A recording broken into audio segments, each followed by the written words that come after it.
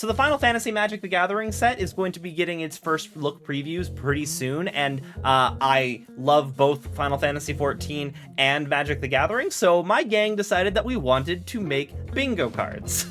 Asm's Crystal, or the summoning sigil that it creates, as Arcane Signet or Soul Ring, I think makes sense to me. It is kind of an important thing, and the symbol on it is a ring and does represent the sun. Alphino and Alizé as partners is something that I think would make a whole lot of sense. Honestly, there was a while where I was considering proxying them as Will and Ro and Kenrith because it fits so well.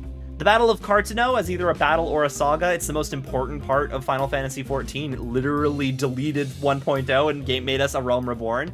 I think if we get a card for Sin, it's going to be one of those cards that is almost impossible to remove. So either you're going to be able to cast it from exile or discard like you can with Squee, or maybe if it would leave the battlefield for any reason, it comes back with impending counters or something. But Sin's entire thing is you can't kill him, he keeps coming back. So I think Sin has to be recurred. I have seen many people suggesting this, and I 100% agree that if we get any card of Sid, I think there are going to be different alt arts for every version of Sid from every game.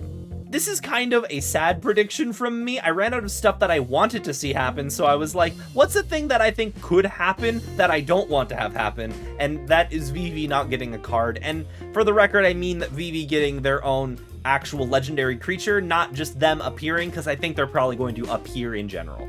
The big character from Final Fantasy XIV being portrayed on Hero's Downfall, if you know, you know. My boyfriend's card art has already been revealed. He is sitting here pretty in the free space where he deserves. Miguel is the name that, because of a meme, my friend group has given the Moogles from Final Fantasy VII Remake, and I'm just going to put on here that I think that they're going to show up as some kind of token. We are absolutely getting another Bahamut, but considering the D&D set gave us a Planeswalker with the Bahamut subtype, I think Bahamut's coming back as a Planeswalker. That's my call.